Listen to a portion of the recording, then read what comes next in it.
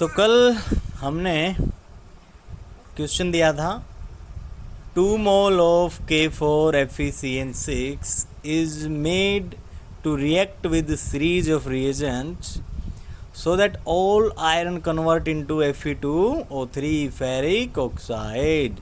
Calculate number of moles of Fe2O3 formed. ये हमें balancing से नहीं करना। इसके लिए मैंने हिंट दिया था कि भाई K4FeCN6 की रिएक्शन हम किसी रिएजेंट से करवाएं तो ये Fe2O3 बनाता है, ठीक है। तो इस पे POAC लगा दें तो हम क्या करें, POAC फॉर आयरन। आयरन के लिए जैसे ही हमने POAC लगाया तो मैं क्या लिखूँगा, मोल ऑफ K4FeCN6 आयरन 1 है ना, तो इनटू में मैं कर दूँ 1 इज इक्वल टू, यहाँ पे आयरन पे लगाएं तो आयरन है कितने 2, तो मोल ऑफ Fe2O3 इंटू 2। सही है बिल्कुल। इसके मोल कितने दे रखे हैं देखो ज़रा, क्वेश्चन में क्या है 2 मोल, तो यहाँ पे मैं 2 रखूँ into 1 is equal to n Fe2O3 into 2, 2 से 2 कट जाएगा, आंसर आ जाएगा कि भाई मोल ऑफ Fe2O3 फॉर्म्ड कितने बनेंगे 1। कितना आसान क्वेश्चन था, आसान था ना। सभी बच्चे इसको देख के ज़रूर से ज़रूर करें, ठीक है। नेक्स्ट क्वेश्चन देखते हैं, एग्जाम्पल।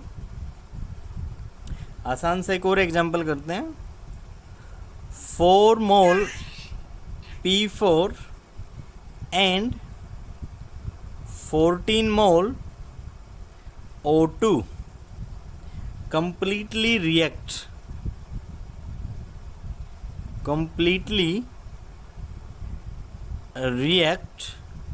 to form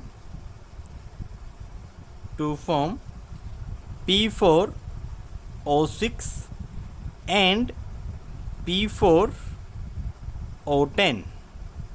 भाई 4 मोल तो हमने P4 के ले लिए और 14 मोल ले लिए O2 के। जब ये कम्प्लीटली रिएक्ट करते हैं एक दूसरे से तो 2 चीज़ें बनाते हैं, एक तो बनाया P4O6 और एक बनाया P4O10।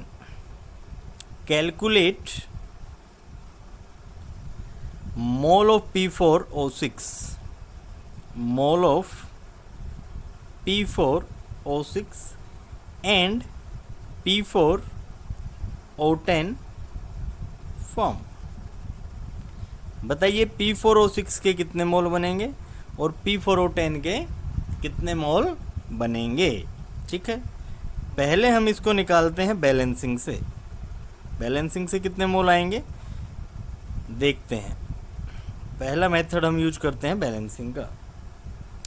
हमने P4 की रिएक्शन की ऑक्सीजन से, ये बना P4O6, फिर हमने P4 की रिएक्शन की ऑक्सीजन से, ये बना P4O10। दोनों की अलग अलग रिएक्शन की, अलग अलग हमने प्रोडक्ट की फॉर्मेशन की। पहले हम ये लेते हैं, ठीक है। हमने ली P4 प्लस 3O2, ये बन जाएगा P4O6, ठीक है। स्टीचोमेट्रिक कोएफिशिएंट कितने हैं इसके लिए 1, इसके लिए 3, इसके लिए 1। अभी क्योंकि हमसे नंबर ऑफ मोल्स नहीं दे रखे, क्यों नहीं दे रखे देखो। अब आप कहोगे सर ये दे रखे 4, ये दे रखे 14। ये 4 तब हैं जब ये दोनों फॉर्म होते हैं, P4O6 भी P4O10 भी। अब हम केवल ये एक रिएक्शन लेने लग रहे हैं तो हमें क्या पता इसके कितने मोल यूज हुए हैं, समझ आई बात। तो अभी हमें केवल सपोज करके चलना पड़ेगा कि सपोज x मोल तो मैंने इसके ले लिए, 3x इसके हो जाएंगे और यहाँ पर कितने फॉर्म होंगे, x मोल ही फॉर्म होंगे। सही है बिल्कुल। अब हमने क्या किया, एक दूसरी रिएक्शन की। अब हमने वहाँ सपोज किए x मोल P4 के और 3x मोल ऑक्सीजन के, ठीक है। दूसरी रिएक्शन हम देखते हैं। P4 की रिएक्शन हमने की 5O2 से हमें मिला P4O10, P4O10। स्टीचोमेट्रिक कोएफिशिएंट है इसके लिए 1, इसके लिए 5, इसके लिए 1। फिर से मैंने सपोज किया कि भाई अब यहाँ पर P4 के Y मोल हैं, यहाँ पर ऑक्सीजन के 5 Y मोल हैं, और यहाँ पर हमारे जो बनेंगे Y मोल ही बनेंगे। ये मुझे नहीं पता अभी कितने बनेंगे। यहाँ तक की बात आप समझ चुके हो। आपको पता लग चुका है कि भाई P4 के एक रिएक्शन में तो X मोल सपोज किए हमने, और एक रिएक्शन में Y मोल सपोज किए, ठीक है। अगर मैं टोटल बात करूं, टोटल, तो अगर हम टोटल मोल की बात करें तो टोटल P4 के मोल हो जाएंगे X प्लस Y, जो कि 4 मोल के बराबर है। ये एग्जामिनर ने दे रखा है, यही दे रखा है ना। और अगर मैं टोटल ऑक्सीजन के मोल की बात करूं तो वो हो जाएगा 3x प्लस 5y, जो कि हो जाएगा 14 के बराबर, ठीक है। ये रिएक्शन मेरी है पहली और ये रिएक्शन है मेरी दूसरी। अब मैं ऐसा करता हूँ, पहली रिएक्शन को 3 से गुणा कर देता हूँ। कंप्लीट को यदि मैं 3 से गुणा करूँ तो ये आएगा 3x plus 3y is equal to 12, 3x plus 5y is equal to 14। ये पहली रिएक्शन है हमारी, ये दूसरी है। मैं अगर इसको माइनस कर दूँ, घटा दूँ, तो इससे कैंसिल हो जाएगा, 5 में से 3 गए, माइनस के 2y, यहाँ पे आ जाएगा माइनस का 2, y is equal to 1। y की वैल्यू मेरी क्या आई? 1। ये वैल्यू मैं अगर इस रिएक्शन में पुट करूँ तो x plus 1 is equal to 4, x is equal to आ जाएगा मेरा 3। x मोल तो मेरे आगे 3 और y मोल मेरे आगे 1। यहाँ एक बात नोट करने की है बेटा, ध्यान दे बिल्कुल, कि P4 plus O2, P4 plus O2 से यदि मैं दोनों के दोनों चीज़ें एक साथ बना दूं, P4O6 भी बना दूं और P4O10 भी बना दूं, इस तरह बैलेंस करने से POAC नहीं लगेगा। क्यों नहीं लगेगा? क्योंकि यह कई तरह से बैलेंस होगी और उससे कई आंसर आ जाएंगे। अब आप इसको जितनी अलग अलग तरीके से बैलेंस करोगे उतने ही इसके आंसर आएंगे। सेकंड वे, यदि जो मोल दे रखे हैं वही हम स्टीचियोमेट्रिक कोएफिशिएंट बना दें। दूसरा तरीका ये है, एक तरीका तो ये है कि भाई हम इसको बैलेंस करें, लेकिन ये अलग अलग तरीके से बैलेंस हो सकती है। जैसे देखो एग्जांपल देता हूँ मैं इसको ऐसे बैलेंस कर सकता हूँ 2P4 प्लस 8O2, और इससे मैं बना सकता हूँ P4O6 प्लस P4O10। 8 दूनी 16, 10 और 6 16, बैलेंस होगी ना। एक तो यहाँ से POAC लगाऊंगा तो रिजल्ट अलग आएगा।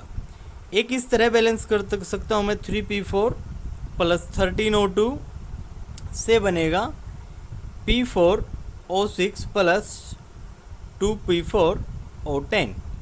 10 दूनी 20 और 6 26, 13 दूनी 26 और 2 और 1 3, 3P4, ठीक है। इससे अलग आंसर आएगा। बैलेंस तो दोनों हैं, बट अब कोफिशिएंट चेंज हो गए तो आंसर भी अलग अलग आएगा ना, जो तो गलत हो जाएगा। एक तरीका बस ये इसका कि हम इसके 4 मोल दे रखे हैं 4P4, इसको मैं 14 से गुणा कर दूं, रिजल्ट आएगा आपका P4O6 प्लस P4O10। अगर मैं इसको ऐसे लिख दूं, अब ये बैलेंस नहीं करनी मेरे को, बस ऐसे ही लिखना है। बैलेंस करूंगा तो बैलेंसिंग से आंसर आएगा, मेरे को तो POAC से चाहिए। अब अगर मैं इसको ऐसे लिख दूं ना, इसका कोफिशिएंट मैंने 4 बना दिया, इसका O2 का मैंने 14 बना दिया, अब आंसर सही आएगा। क्यों? क्योंकि एग्जामिनर ने इसके तो 4 मोल दे रखे हैं और इसके दे रखे हैं 14 मोल, इसलिए आंसर अब सही आएगा। समझ में आ गई बात? क्लियर होगी? अब हम इसको POAC से करके देखते हैं। देखिए POAC, आपने रिएक्शन ली P4 प्लस O2, इससे ये बना P4O6 प्लस P4O10। फॉस्फोरस पे लगाइए POAC 4 फॉस्फोरस, क्या आएगा, कितने हैं, 4 है ना, 4 into mole of P4 is equal to 4 है ना, 4 into mole of P4O6 plus 4 दे रखे हैं 4 इंटू मोल ऑफ P4O10। ठीक है, ऐसा करते हैं हम, ये तो 4 दे ही रखे हैं, एग्जामिनर ने दे रखे हैं 4, तो 4 चौके 16 इज इक्वल टू, इस पूरे को तो मैं मान लेता हूँ बेटे x, और इस पूरे को मान लेता हूँ कि भाई ये है y मोल, तो आएगा 4x प्लस 4y, ये हमारी पहली इक्वेशन हो जाएगी। सही है बिल्कुल। P4 के मोल तो 4 दे रखे हैं, वहाँ से तो हमारा 16 आ गया। P4O6 के दे रखे हैं x मोल, वहाँ से हमारा 4x आ गया। P4O10 के हमारे दे रखे हैं y मोल, वहाँ से हमारा 4y आ गया। तो एक इक्वेशन तो हमारी ये बन गई। दूसरा हम POAC लगाते हैं ऑक्सीजन पे, देखो क्या होगा, ऑक्सीजन 2 है ना, तो मैं लिखूँ 2 into mole of O2 is equal to 6 है ना, 6 into mole of P4O6 plus 10 है ना, 10 इंटू मोल ऑफ P4O10। सही है बिल्कुल। फिर से इसको XY मान लेता हूँ, ये कितना आएगा, ये मैंने x मान ही रखा है पहले, ये y मान रखे हैं, ये दे रखे हैं एग्जामिनर ने 14, 14 दूनी 28 is equal to 6x plus का 10y। ये हमारी दूसरी इक्वेशन है। पहली इक्वेशन ये हमारी, दूसरी इक्वेशन ये है हमारी। तो सोल्व करते हैं, इसको 4 से भाग दें तो ये इक्वेशन आ जाएगी हमारी x plus Y is equal to 4, और इसको हम दे दें भाग 2 से, 2 3 6 प्लस 2 5 10, 2 14। यही तो हमने पहले सोल्व किया था ना, ये वाली सोल्व की थी, जहाँ से हमारा y इज इक्वल टू 1 और x इज इक्वल टू 3 आया था। POAC से भी हमारी दोनों सेम इक्वेशन आ गई, है ना। समझ आई बात, वेरी गुड। एक और एग्जांपल करते हैं भाई, देखें, देखो क्वेश्चन है 3 mole of I2 and 8 mole Cl2। 3 मोल तो I2 के ले लिया आपने, 8 मोल Cl2 के ले लिए। React to form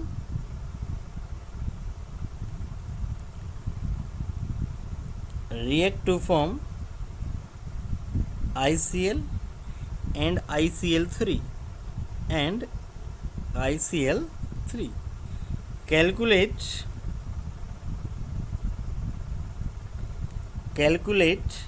mole of ICl and ICl3. Calculate mole of ICl and ICl3. चलो सॉल्यूशन करते हैं। हमने पहले रिएक्शन की I2 प्लस Cl2 से हमने बनाया 2ICl, ठीक है। मैंने इसके तो x मोल मान लिए, क्योंकि स्टिचोमेट्रिक कोएफिशिएंट इसका 1 है, इसका 1 है, तो ये भी x मोल ही रहेंगे, और ये बन जाएंगे 2x मोल, ठीक है।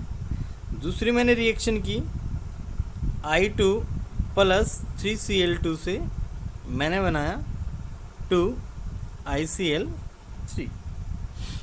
इसके मैंने y मोल मान लिए, तो ये 3y हो जाएगा और ये हो जाएगा 2y, ठीक है। x plus y x plus Y इन्होंने दे रखे हैं 3, दे रखे ना, ये तो इक्वेशन होगी first. x plus 3y, x plus 3y इन्होंने दे रखे हैं 8, ये हो गया हमारी सेकेंड इक्वेशन। इससे कैंसिल, माइनस का 2y is equal to minus का 5, y is equal to 5/2 that is 2.5। Answer आया 2.5।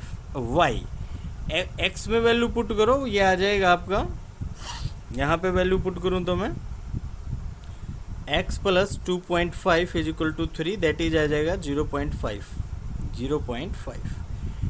y आया मेरा 2.5, x आया मेरा 0.5। सही है बिल्कुल।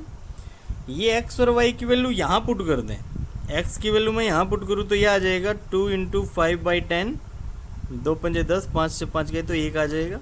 यहाँ पुट करूँ 2 गुणा में 25/10, 5 दूनी 10, 5 5 25, ये आ जाएगा 5 मोल। सही बिल्कुल। ICl के हमारे आ जाएंगे 1 मोल, ICl3 के हमारे आ जाएंगे 5 मोल। आंसर यही है, तो इन वैल्यूज को वहाँ पुट कीजिए, आपका आंसर आ जाएगा। Got my point. तो POAC से रिलेटेड हमारे कुछ एग्जाम्पल हमने किए, आप इनको दोबारा करके देखें, वीडियो को ध्यान से देखें, आपको ये बहुत अच्छे से समझ में आएगा। ठीक है, नेक्स्ट एक टॉपिक करते हैं, बिल्कुल आसान सा टॉपिक है, percentage purity of sample. Percentage purity of sample देखते हैं। परसेंटेज प्योरिटी ऑफ सैंपल, देखो मान लो हमने AgL का सैंपल मान लिया, लेट सैंपल ऑफ AgCl मैंने मान लिया x ग्राम। ध्यान से समझना, बिल्कुल जर्नल सी बात है। AgL का सैंपल, सिल्वर क्लोराइड का सैंपल मैंने x ग्राम मान लिया, ठीक है। प्योर जो AgCl है ना आपका, उसका मास, प्योर AgCl का मास मान लो x ग्राम आ गया, ठीक है, मान लिया मैंने कि वे आ गया, x ग्राम आ गया। तो आप ये कहोगे कि जो प्योरिटी है ना, देखो x ग्राम ही हमने माना था और x ग्राम ही आ गया, तो हम कहेंगे भाई जो प्योरिटी है ना वो 100% है। सही है ना बात, x ग्राम हमने माना था, x ग्राम ही आ गया, तो प्योर कितना है वो 100%। ठीक है, अब यदि ऐसा हो जाए कि मैं कहूँ कि भाई ये थोड़ा सा इम्प्योर है, AgCl थोड़ा सा इम्प्योर है, तो मैं कहूँगा कि भाई जो इम्प्योरिटी है ना AgCl की वो y ग्राम है। मतलब इम्प्योरिटी के बाद जो मास आया वो y ग्राम है। मैंने कहा भाई ये इम्प्योर है, थोड़ा सा इसमें कुछ इम्प्योरिटी है, मुझे नहीं पता कितनी इम्प्योरिटी है, लेकिन उस इम्प्योरिटी के बाद जो मास आया ना वो y ग्राम आया। ठीक है, तो इम्प्योरिटी कितनी है, इम्प्योरिटी है कि प्योर माइनस इम्प्योरिटी डलने के बाद जो मास आया वो, इसमें से मैं ये घटा दूंगा तो जितने ग्राम जो भी आएगा वो इम्प्योरिटी आएगी, जो भी आएगा वो इम्प्योरिटी आएगी। लेकिन मैं कहूँ कि भाई मेरे को तो ना परसेंटेज प्योरिटी निकाल के दिखाओ, परसेंटेज प्योरिटी निकाल के दिखाओ, तो मैं क्या निकालूंगा, परसेंटेज AgCl। इम्प्योरिटी के बाद AgCl हमारा जो बचा वो y बचा ना, और 100% जो था वो था x इंटू में 100, ये हमारी परसेंटेज प्योरिटी हो जाएगी।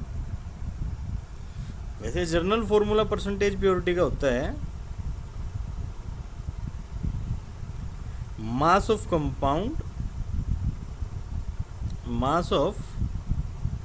Compound by mass of sample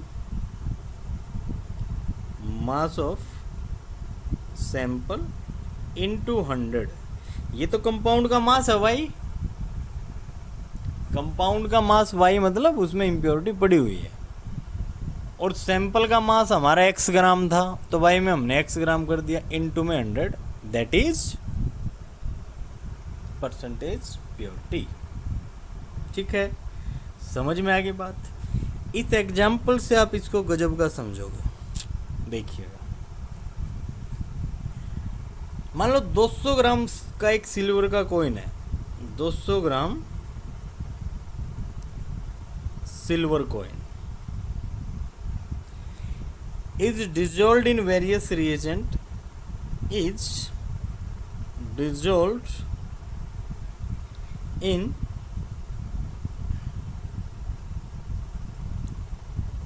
various reagent so that 143.5 gram AgCl is precipitated. Calculate percentage purity of silver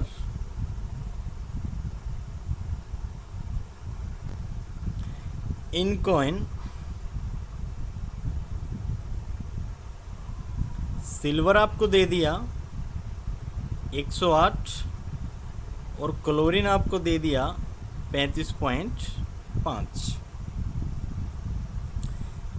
पहले तो हम एज्यूम करके चलते हैं, assume all silver is precipitated, कि भाई सारा का सारा सिल्वर हमारा प्रेसिपिटेट हो गया। ठीक है, यहाँ तक की बात। अब हम ऐसा करें, इन्होंने कॉइन का मास कितना दे दिया 200 ग्राम। हम मान के चलते हैं कि इट कंटेन, कि भाई जो कॉइन है ना, it contain x gram silver. ठीक है, तो परसेंटेज प्योरिटी क्या हो जाएगी, अभी हमने फॉर्मूला लिखा था mass of compound by mass of sample into 100। ठीक है, यहाँ से हमारी परसेंटेज प्योरिटी आ जाएगी यदि हमारे पास x की वैल्यू आ जाए तो। यहाँ पे क्लियर बात है बिल्कुल, वेरी गुड। अच्छा, यहाँ से क्या आप मोल ऑफ सिल्वर निकाल सकते हो? बिल्कुल निकाल सकते हो। सिल्वर का मास दे दिया x ग्राम, और सिल्वर का एटॉमिक मास होता है 108 ग्राम एटॉमिक मास, यहाँ से मोल आ जाएंगे। अब हमने क्या किया, Ag को AgCl में कन्वर्ट कर दिया, और हमने क्या किया, सिल्वर पे POAC लगा दी। तो मैंने कहा mole of Ag into 1 is equal to mole of AgCl into 1। ये तो अभी निकालने हैं ना, ये रहे x बाई 108, अभी निकालने हैं। और AgCl का के मोल निकालने का तरीका है, गिवन मास ये दे रखा है 143.5 बाई AgCl का मोलर मास, सिल्वर का होता है 108 और क्लोरीन का होता है 35.5। तो 5.8 और 5 13 का 3, 1 3 और 1 4, 143। 143.5 से कैंसिल 1 आ जाएगा। x by 108 is equal to 1, so x is equal to 108 gram. जितना सिल्वर मानना था ना उतना ही आ गया। इसका मतलब ये हुआ कि 1 मोल AgCl के अंदर, इसका मतलब क्या हुआ, 1 मोल AgCl में 1 मोल Ag है, 1 मोल सिल्वर क्लोराइड में 1 मोल सिल्वर है, यानी कि 1 मोल सिल्वर का मतलब 108 ग्राम सिल्वर है, Ag है। ठीक है, अब आ जाओ यहाँ पे परसेंटेज प्योरिटी में। हमें x की वैल्यू चाहिए थी ना परसेंटेज प्योरिटी निकालने के लिए, यहाँ से निकाल दें। x की जगह रखें 108 बाई 200 इंटू 100, इससे कैंसिल, 2 पंजे 10, 2 चौके 8, ये आ जाएगा आपका 54%। आसान था ना, समझ में आई बात? Very good. तो कृपया करके वीडियो देखकर लाइक शेयर एंड सब्सक्राइब ज़रूर करें, कमेंट भी करें। किसी टॉपिक में कोई दिक्कत हो तो कमेंट करके मेरे को बताएं कि सर यहाँ हमें थोड़ी सी दिक्कत आई, और फिर मैं उसको क्लियर करूँगा। ठीक है।